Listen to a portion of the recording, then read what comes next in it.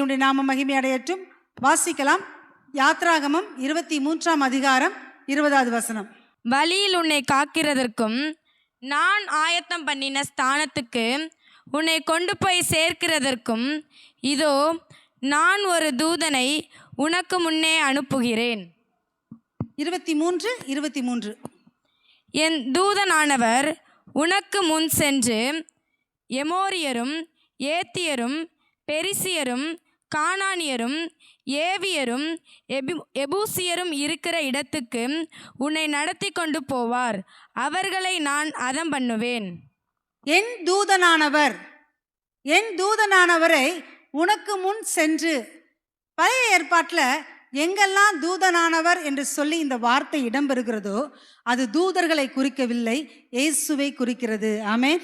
புதிய ஏற்பாட்டில் தான் இயேசுவோடைய பிறப்பு, அவருடைய வளர்ப்பு, அவருடைய காரியங்கள், அவருடைய ஊழியங்கள், அவருடைய மரணம், உயிர்த்தெழுதல் இதை குறித்து இடம்பெற்றிருக்கிறது. பழைய ஏற்பாட்டில் இயேசுவை குறித்து சொல்லப்பட்ட வார்த்தை தூதனானவர் என்று சொல்லி எங்கெல்லாம் வருகிறதோ அதெல்லாம் இயேசுவை குறிக்கிறதான ஒரு வார்த்தையாக இது அமைகிறது. ஸோ இந்த இடத்துல சொல்லப்பட்டது போல வழியிலே உன்னை காக்கிறதற்கும் நான் ஆயத்தம் பண்ணின ஸ்தானத்திற்கு உன்னை கொண்டு போய் சேர்க்கிறதற்கும் இதோ நான் ஒரு தூதனை உனக்கு முன்னே அனுப்புகிறேன். வழியிலே காப்பதற்கும். எந்த வழியிலங்க? ஜீவ வழியில. என்னைக்கு இயேசு கிறிஸ்துவை ஏற்றுக்கொண்டோமோ நாம் நடந்து கொண்டிருக்கிறதான அந்த பரலோக பயணத்துல தேவன் என்ன செய்கிறார்? நம்மை காக்கிறவராய் இருக்கிறார். நம் எல்லா சூழ்நிலைகளிலும் நம்மளை கரம் பிடித்து அவர் நடத்தி கொண்டு இருக்கிறார். இஸ்ரவேல் ஜனங்கள் கானான்ல பிரயாணம் பண்ணாங்க. நம்ம ரட்சிக்கப்பட்டதுக்கு அப்புறம் இப்போ என்ன பண்றோம்? ஒவ்வொரு நாளும் பரலோகம் செல்ல வேண்டும்ங்கிறதான அந்த விசுவாசத்தோடு பரலோக பயணத்தை ஆரம்பம் செய்து வைத்திருக்கிறோம். ஸோ இந்த பயணத்தில் தான் கர்த்தர் நம்மை காத்துக்கொள்வார். ஆமேன். நான் ஆயத்தம் பண்ணின ஸ்தானம், இதோ நான் உங்களுக்காய் ஒரு ஸ்தலத்தை ஆயத்தம் பண்ணுகிறேன் என்று சொல்லி ஆண்டவர் சொன்னது போல நமக்காய் ஆயத்தம் பண்ணின பரலோக ராஜ்யத்திற்கு நம்மளை கொண்டு போய் சேர்ப்பதற்காக நமக்காக ஒரு தூதனை கர்த்தர் நமக்கு முன்னே நடத்தி கொண்டு போகிறார். ஆமேன். இந்த வசனத்தின்படி கர்த்தர் நம்மை நடத்துவாராக. எரேமியா 1:8 சொல்கிறது, உன்னை காக்கும்படிக்கு நான் உன்னுடனே இருக்கிறேன் என்று சொல்லி. அந்த தூதனானவர் எதுக்காக இருக்கிறாரா? நம்மை காக்கும்படியாக தேவன் பணிவிடை ஆவிகளுக்கும் கட்டளை கொடுக்கிறார். சங்கீதம் 91:11 சொல்கிறது, உன் வழிகள் எல்லாம் உன்னை காக்கும்படி உனக்காக தம்முடைய தூதர்களுக்கு கட்டளை இடுவார். ஆமேன். இந்த நாளிலும் கூட நம்முடையதான பாதைகள் இடராதபடிக்கு அந்த தூதர்கள் என்ன செய்வார்கள்? தங்களுடைய கரங்களில் ஏந்தி கொண்டு போவார்கள் என்று சொல்லப்பட்டிருக்கு. ஸோ இந்த நாளிலும் நமக்காக ஆண்டவர் பணிவிடை ஆவிகளையும் வைத்திருக்கிறார், தூதனானவரும் நம்ம கூட இருக்கிறார். இந்த நாளிலும் ஒரு வசனத்தை வாசிக்கலாம். ஆதியாகமம் 35ஆம் அதிகாரம் 3ஆம் வசனம். நாம் எழுந்து பெத்தேலுக்கு போவோம் வாருங்கள். எனக்கு ஆபத்து நேரிட்ட நாளில் என் விண்ணப்பத்துக்கு உத்தரவு அருளி செய்து நான் நடந்த வழியிலே என்னோட கூட இருந்த தேவனுக்கு அங்கே ஒரு பலிபீடத்தை உண்டாக்குவேன் என்றான். யாக்கோபு சொல்லுகிறார், நான் நடந்த வழியிலே என்னோடு கூட இருந்த தேவன். இன்னைக்கு இந்த செய்தியோடதான தலைப்பு இதுதான், வழியிலே என்னோடு நீர் இருக்கிறீர். ஆமேன். வழியிலே என்னோடு நீர் இருக்கிறீர். ஆண்டவர் யாக்கோபை பார்த்து சொல்றாரு, நீ பெத்தேலுக்கு போ, நான் உனக்கு தரிசனம் கொடுத்த அந்த இடத்துக்கு நீ போ என்று சொல்லி ஆண்டவர் சொல்லுகிறார். அப்ப யாக்கோபு அப்படி போகிறதான வழியில பெத்தேலுக்கு போறதுக்கு முன்னாடி அவர் சொல்லுகிறார், நாம் எழுந்து பெத்தேலுக்கு போவோம், எனக்கு ஆபத்து நேரிட்ட நாளில் என் விண்ணப்பத்துக்கு உத்தரவு அருளி செய்து நான் நடந்த வழியிலே என்னோடு கூட இருந்த தேவனுக்கு ஒரு பலிபீடத்தை உண்டாக்குவேன் என்றான். யாக்கோபு நடந்த அவனுடைய ஒவ்வொரு வழிகளிலும் ஆண்டவர் அவனோடு இருந்தார். ஆமேன். வழியிலே நம்மோடு கூட இருக்கிற தேவன், நம்முடைய பயணத்திலே நம்மோடு கூட இருக்கிற தேவன். இன்னைக்கும் என்னைக்கு நம்ம இயேசுவை ஏற்றுக்கொண்டோமோ அந்த நாளிலிருந்து இந்த நாள் வரை தேவன் என்ன செய்கிறார்? நம்மோடு கூட இருக்கிறார். எத்தனை பேர் விசுவாசிக்கிறீங்க? நம்ம போகும்போதும் வரும்போதும் எல்லா சூழ்நிலைகளையும் அவர் நம்மோடு கூட இருந்து நம்மை நடத்தி கொண்டு வருகிறார். ஆமேன். யாக்கோபு அப்படி எப்படியெல்லாம் நடந்து போனார், எந்தெந்த பாதைகளை கடந்து போனார், அதை குறித்து தான் இன்னைக்கு நம்ம கர்த்தருடைய வார்த்தையை நம்ம கேட்க போகிறோம். யாக்கோபோட வாழ்க்கையில பார்ப்பீர்களானால் வாசித்து பாருங்கள். வாசிங்கள். ஆதியாகமம் 28ஆம் அதிகாரம் 10ஆம் வசனம் முதல். யாக்கோபு பெயர்சபாவை விட்டு புறப்பட்டு ஆரானுக்கு போக பிரயாணம் பண்ணி ஒரு இடத்திலே வந்து சூரியன் அஸ்தமித்தபடியினால் அங்கே ராத்தங்கி அவ்விடத்து கற்களில் ஒன்றை எடுத்து தன் தலையின் கீழ் வைத்து அங்கே நித்திரை செய்யும்படி படுத்து கொண்டான். அங்கே அவன் ஒரு சொப்பனம் கண்டான். இதோ, ஒரு ஏணி பூமியிலே வைக்கப்பட்டிருந்தது. அதன் நுனி வானத்தை எட்டி இருந்தது. அதிலே தேவ தூதர் ஏறுகிறவர்களும் இறங்குகிறவர்களுமாய் இருந்தார்கள். ஏறுகிறவர்களும் இறங்குகிறவர்களுமாய் இருந்தார்கள். யாருங்க? தேவ தூதர்கள். இந்த இடத்துல சொல்லப்பட்டது போல யாக்கோபுடைய முதல் பிரயாணம்.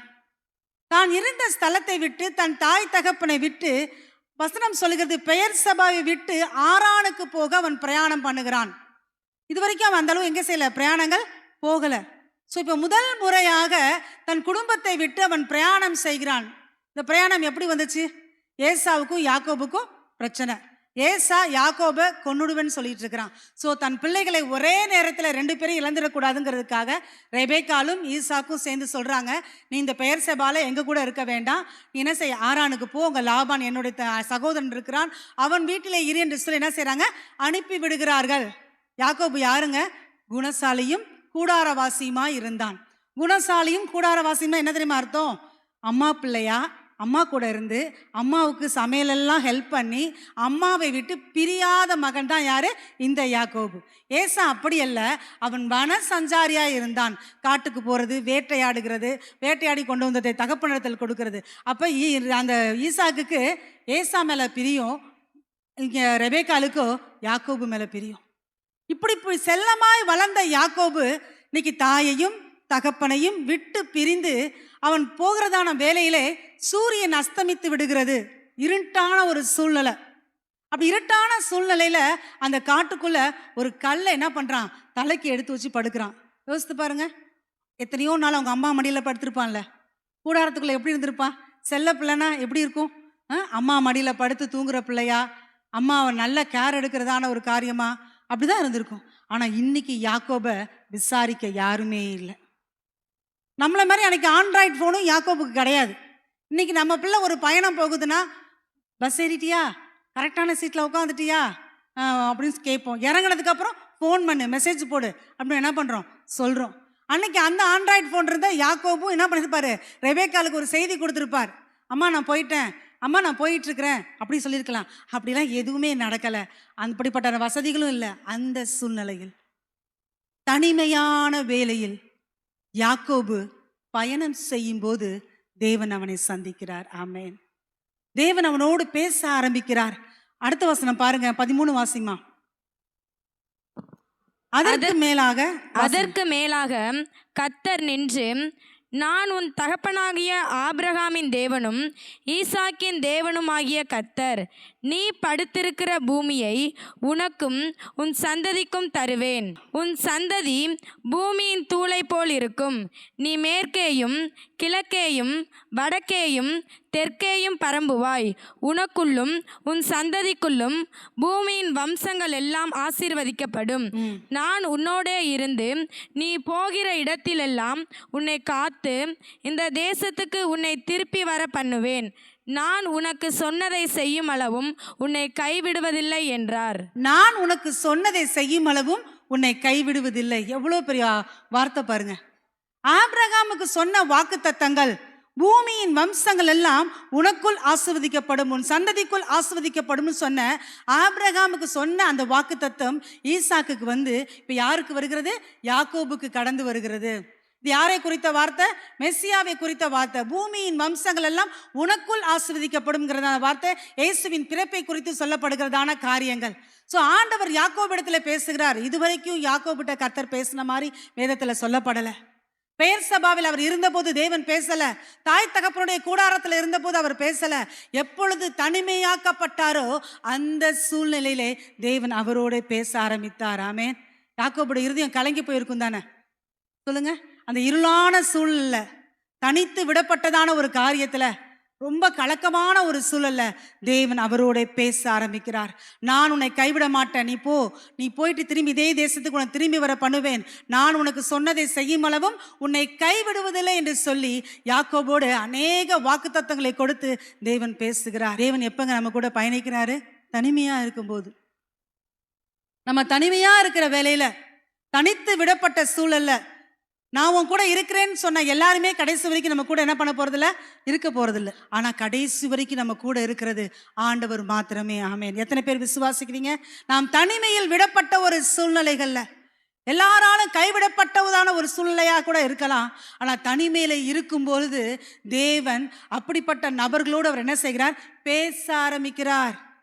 நம்ம தனித்து இருக்க பழகி கொள்ளணும். ஸோ தனிமையின் வேலையில ஆண்டவர் அவரோடு பேச ஆரம்பிக்கிறார். யாக்கோபு நடந்த வழியிலே அவரோடு கூட இருந்த தேவன், அவருடைய முதல் பிரயாணத்திலேயே தேவன் பேசி அவரை ஆறுதல் படுத்தி அவரை திடப்படுத்தி, நான் உன் கூட இருக்கிறேன், ஆரானுக்கு நீ மட்டும் போல, நானும் உன் கூட வரேன்னு சொல்லி ஆண்டவர் என்ன செய்கிறார்? அவருடைய இருதயத்தை தேற்றுகிறத என்ன செய்யலாம், பார்க்கலாம். இந்த நாளிலும் கூட நம்முடைய வாழ்க்கையிலும் தனிமையிலும் உறவுகள் கைவிடப்பட்ட சூழலிலும் இருளான எதிர்காலங்கள் மத்தியிலும் தேவன் நம்மோடு கூட பேசுவார். தேவனுடைய பிள்ளைகளை, எதிர்காலமே இருட்டா இருந்திருக்கும். அந்த அஸ்தமான நேரத்தில், சூரியன் மறைந்த நேரத்தில் சோலார் லைட்டாக போட்டு வச்சாங்க, அதெல்லாம் எதுவும் கிடையாது. அப்படிப்பட்ட ஒரு சூழல்ல யாக்கோபோடு பேசின ஆண்டவர் இன்னைக்கு நம்முடைய எதிர்காலம் ஒருவேளை கேள்விக்குறியா இருக்கலாம். என்னுடைய வாழ்க்கையில எப்படிப்பட்ட காரியங்கள் சம்பவிக்கும்னு தெரியலன்னு சொல்லி எதிர்காலத்தை குறித்து ஒரு இருள் சூழ்ந்தது போல காணப்படலாம். நான் உங்களுக்கு சொல்கிறேன், ஒளியாயிருக்கிற தேவன், பிரகாசத்தை கொடுக்கிற தேவன் நம்மையும் பிரகாசிக்க செய்வார். ஹல்லேலூயா. நன்றி ஆண்டவரே. தேவன் இந்த வார்த்தையின்படியே அவர் நம்மை நடத்த அவர் உண்மை உள்ளவர். ரெண்டாவது, ஆண்டவர் அவரோடு பேசின ஒரு வார்த்தையை வாசிக்கலாம். 31ஆம் அதிகாரம் 1 முதல் வாசிங்க. 1 முதல் 3 வசனங்கள் வரை. லாபானுடைய குமாரர் எங்கள் தகப்பனுக்கு உண்டானவைகள் யாவையும் யாக்கோபு எடுத்துக்கொண்டான் என்றும், எங்கள் தகப்பனுடைய பொருளினாலே இந்த செல்வத்தை எல்லாம் அடைந்தான் என்றும் சொன்ன வார்த்தைகளை யாக்கோபு கேட்டான்.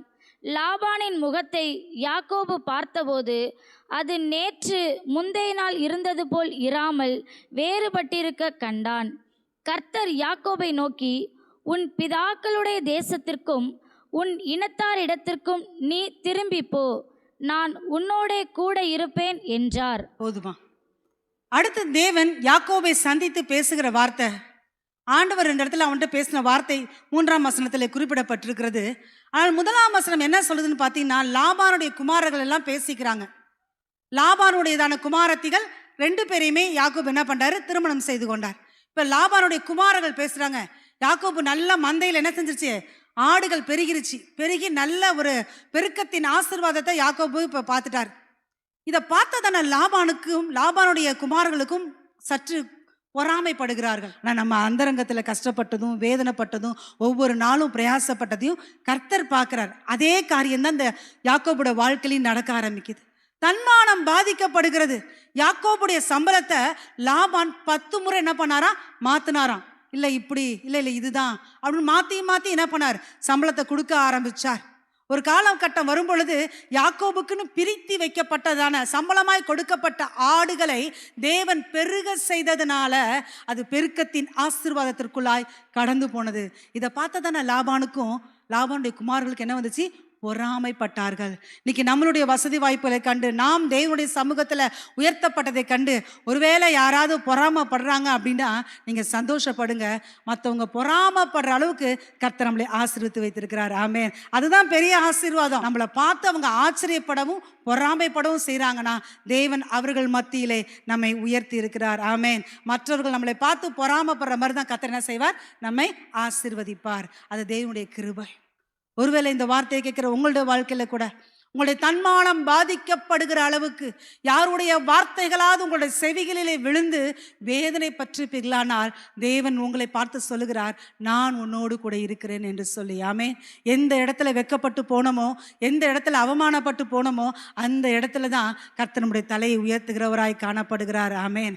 இத்தனை 20 வருஷத்துல நல்லா நடத்தினாங்க யாக்கோபோட சிநேகமாக இருந்தாங்க.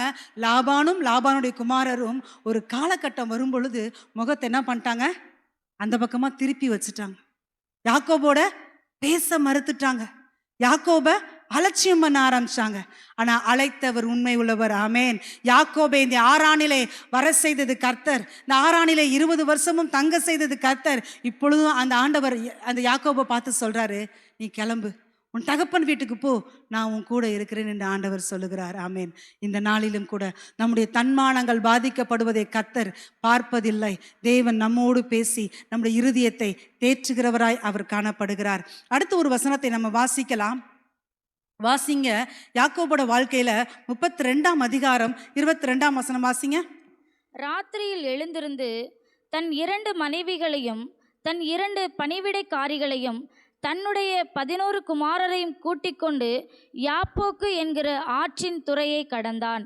அவர்களையும் சேர்த்து ஆற்றை கடக்க பண்ணி தனக்கு உண்டான யாவையும் அக்கறைப்படுத்தினான். யாக்கோபு பிந்தி தனித்திருந்தான். அப்பொழுது ஒரு புருஷன் பொழுது விடியும் அளவும் அவனுடனே போராடி. போதுமா? யாக்கோபு தனித்திருந்தான், பிந்தி தனித்திருந்தான். நீங்க எல்லாருமே இந்த சம்பவத்தை அறிந்தவர்கள் என்று சொல்லி நான் நம்புறேன். ஆண்டவர் இப்ப கிளம்ப சொல்லிட்டாரு. உடனே யாக்கோபு பிரயாணப்பட்டுட்டார். அந்த 32ஆம் அதிகாரத்தில் முதல் வசனம் பாருங்களேன். யாக்கோபு பிரயாணம் பண்ணுகையில் தேவ தூதர்கள் அவனை சந்தித்தார்கள். பீட் பண்ணியிருக்கிறாங்க பாருங்க, எவ்வளவு பெரிய காரியம் பாருங்க. அப்ப யாக்கோபுடைய பிரயாணத்துல கர்த்தர் அவரோடு கூட இருந்தார். தேவ தூதர்கள் அவனை சந்தித்தார்கள் என்று சொல்லப்பட்டிருக்கு. இப்ப யாக்கோபு பிரயாணம் பண்ணி வரும் பொழுது, தகப்பன் வீட்டுக்கு வரும் பொழுது இப்போ ஒரு பிரச்சனையை அவர் சந்திக்கிறார். என்னன்னா, 20 வருஷத்துக்கு முன்னாடி ஏசா சொன்னதான வார்த்தை, நான் எப்ப யாக்கோபை பார்ப்பனோ அப்ப நான் என்ன பண்ணிடுவேன், என் பழியை தீர்த்து கொள்வேன் என்று சொல்லி அவன் சொன்னதான அந்த காரியம் நினைவுக்கு வர, ஏசாவின் மூலமாக தனக்கோ தன் குடும்பத்துக்கோ ஏதாவது ஒரு பாதிப்பு வந்துடும் சொல்லி என்ன செய்கிறார், ஒரு யோசனை வருகிறது. உடனே தன்னுடையதான சம்பத்துக்கல்ல சில காரியங்களை பாதியை எடுத்து ஏசாவுக்கு வெகுமானமாக யாக்கோபு அனுப்பிட்டார். ஸோ இந்த கிஃப்டெல்லாம் பார்த்தா எங்கள் அண்ணன் என்ன செஞ்சிருவான், மனசு மாறிடுவான், கொஞ்சம் கூல் பண்ணிடுவோன்னு சொல்லி என்ன பண்ணிட்டாரு, கிஃப்டெல்லாம் அனுப்பிட்டார். அனுப்பினாலும் கூட அவருக்கு இருதயத்தில் ஒரு படபடப்பு. அண்ணன் வந்து அடிச்சிட்டானா, அண்ணன் வந்து நம்மளை குடும்பத்தை எல்லாம் காலி பண்ணிட்டானா, நமக்கு உண்டான எல்லாத்தையும் அழிச்சிட்டானா என்ன செய்ய முடியும்? ஒரு கவலை அவருக்குள்ள வருகிறது, ஒரு உயிர் பயம் அவருக்குள்ள வருகிறது. அடுத்து ஒரு பிரச்சனையை சந்திக்கணுமான்னு சொல்லி ஒரு யோசனை வரும் பொழுது, யாப்போக்குங்கிற நதி அருக கூடாரம் போட்டிருந்த யாக்கோபு அந்த நைட் நேரத்திலேயே தன்னுடைய குடும்பத்தார் எல்லாரையுமே, தன்னுடைய 2 மனைவிகள் 11 பிள்ளைகள் எல்லாரையுமே, தனக்கு உண்டான எல்லாவற்றையுமே அக்கறைப்படுத்தினான். அந்த நதிக்கு அப்பால எல்லாரையும் அக்கறைப்படுத்திட்டு இவன் மாத்திரமே பிந்தி தனித்திருந்தான். அவன் சிந்தனையெல்லாம், நான் எப்படி ஆண்டவரை இதை மேற்கொள்ள போறேன், இந்த பாதையை எப்படி ஆண்டவரை கடக்க போறேன், என் சகோதரனை நான் எப்படி மீட் பண்ண முடியும். அவன் பிரயாணத்துல தேவதூர்கள் சந்தித்தார்கள், நல்லதுதான். இன்னொருத்தர் யாரை சந்திக்கணும், சகோதரனை சந்திக்கணும். அவன் பார்த்த நேரம் என்ன செய்வான், அவன் கண்கள் எனக்கு தயவு கிடைக்கணுமே ஆண்டவரே அப்படின்னு அவனுடைய இருதயம் போராடி கொண்டிருக்கும் பொழுது அந்த இடத்திலும் கூட தேவன் அவனோடு இடைப்படுகிறார். 24ஆம் வசனம் சொல்கிறது, யாக்கோபு பிந்தி தனித்திருந்தான். அப்பொழுது ஒரு புருஷன் பொழுது விடியும் அளவும் அவனோடு போராடி அவன் மேற்கொள்ளாததை கண்டு என்று சொல்லப்படுகிறது.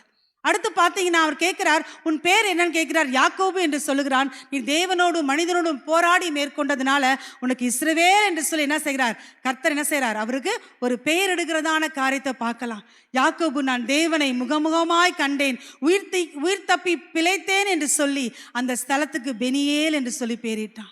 இப்போ உயிர் பயம் அவனுக்கு என்ன செஞ்சிருச்சு, போயிடுச்சு. யாக்கோபு சொல்லுகிறான், நீர் என்னை ஆசீர்வதித்தால் ஒழிய நான் உம்மை போக விடேன் ஆண்டவரே. அப்ப என் ஆசீர்வாதங்கிறது பொருளாதாரத்தை கேட்டாரா, மந்தையை கேட்டாரா, மனுஷர்களை கேட்டாரா? இல்ல, தன்னுடைய ஜீவனுக்காய் போராடி கொண்டிருந்த காரியம்.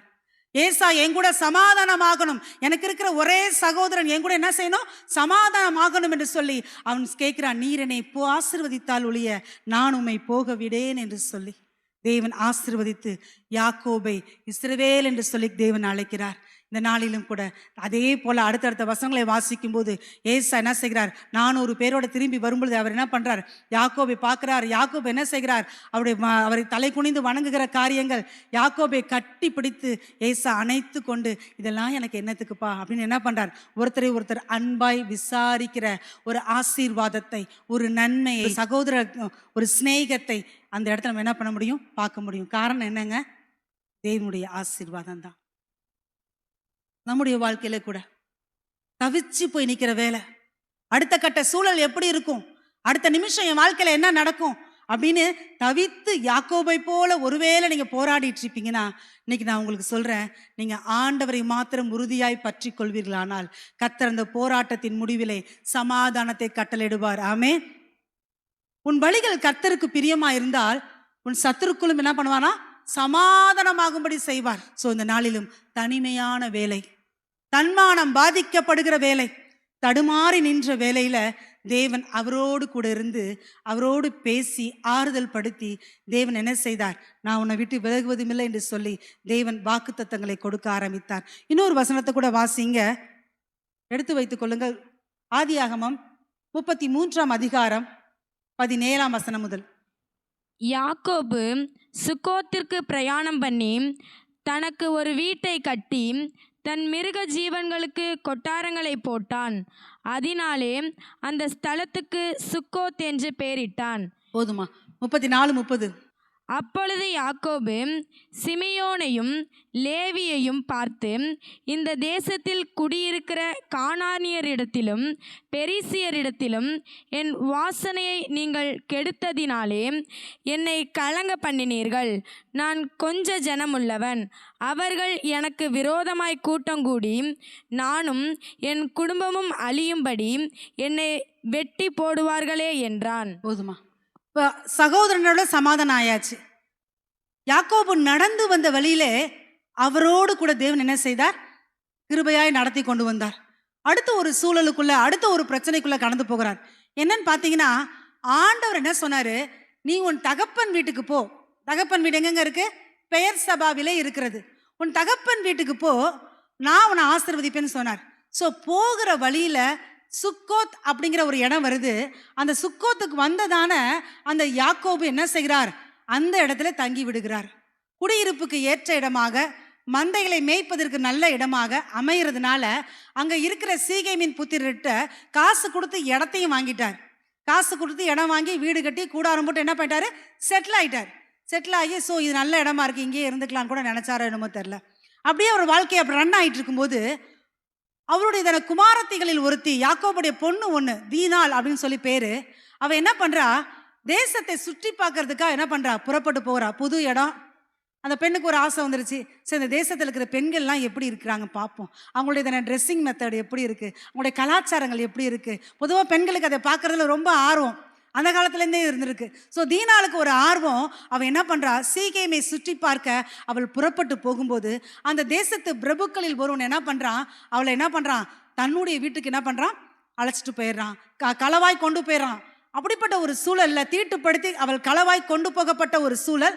சீகேமுடைய பிரபுவோட வீட்டில் அவள் இருக்கிறான். இந்த செய்தியை கேள்விப்பட்ட யாக்கோபும் அவனுடையதான பிள்ளைகளும் ரொம்ப வேதனைப்படுறாங்க. அப்போ சீகேமிலேருந்து பெரிய மனுஷங்க வந்து சொல்கிறாங்க, அந்த பிரபு வந்து சொல்கிறான், நம்ம சம்மந்தம் பண்ணிக்கொள்ளலாம், உன் பொண்ணை வந்து என் பையனுக்கு பிடிச்சி போச்சு, சம்மந்தம் பண்ணிக்கலாம் அப்படின்னு சொல்லும்போது யாக்கோபு சொல்கிறாரு, நாங்களாம் விருத்த சேதனம் உள்ளவர்கள் அப்படின்னு சொல்கிறார். அப்போ நாங்களும் அந்த விருத்த சேதனத்தை பெற்றுக்கொள்கிறோம், நாங்களும் விருத்த சேதனத்தை பெற்றுக்கொண்டு உங்கள் கூட சம்மந்தம் பண்ணுறோங்கிறாங்க. ஓகே பண்ணிக்கோங்க அப்படின்னு சொல்லியாச்சு. இப்போ என்ன பண்ணுறாங்க? அந்த சீகேமில் இருக்கிற எல்லா ஆண் மக்களும், அந்த தேசத்தில் இருக்கிற எல்லாரும் விருத்த சேதனம் பண்ணி அந்த விருத்த சேதனத்துக்காக என்ன பண்ணுறாங்க? ரெஸ்ட் எடுத்துட்டு இருக்கிற வேலையில் யாக்கோபுடைய குமாரர்கள் 2 பேர், சிமியோனும் லேவியும் என்ன பண்ணுறாங்க? அந்த ஆண் மக்கள் எல்லாரையும் தன் சகோதரியை தீட்டுப்படுத்தினதுனால அவனை மாத்திரமல்ல, அவனுடையதான குடும்பத்தை, அவனுடையதான தேசத்தில் இருக்கிற எல்லா ஆண்களையுமே பட்டயத்தில் என்ன பண்ணுறாங்க? கொலை செய்து விடுகிறார்கள். இதை கேட்டதான, இந்த சம்பவத்தை அறிந்ததான யாக்கோபு தான் சொல்றாரு, என் வாசனையை நீங்கள் என்ன செய்தீர்கள்? கெடுத்து போட்டீர்கள். நாமல் கொஞ்சம் ஜனமா இருக்கிறோம், எனக்கு விரோதமா அவங்க வந்து இந்த நம்மளை என்ன பண்ணலாம்? முற்றிலும் அழிச்சு போட்டுட்டா, என் குடும்பத்தையோ எனக்கு உண்டான எல்லாத்தையும் அழிச்சு போட்டுட்டா நான் என்ன செய்வேன் என்று சொல்லி யாக்கோபு வேதனைப்படுகிறதான ஒரு வேலை, பயங்கரமான ஒரு இக்கட்டான ஒரு சூழ்நிலை, திகில் வந்து பிடித்தது போல ஒரு சூழ்நிலை, நிந்தைகளையும் அவமானங்களையும் தாங்க முடியாத ஒரு சூழ்நிலையாக, ஒரு தவித்து தடுமாறுகிற ஒரு சூழல்ல யாக்கோபு திரும்பவும் தள்ளப்படுகிறார். இந்த சூழலிலும் அழைத்த தேவன் அவரோடு பேச ஆரம்பிக்கிறார்.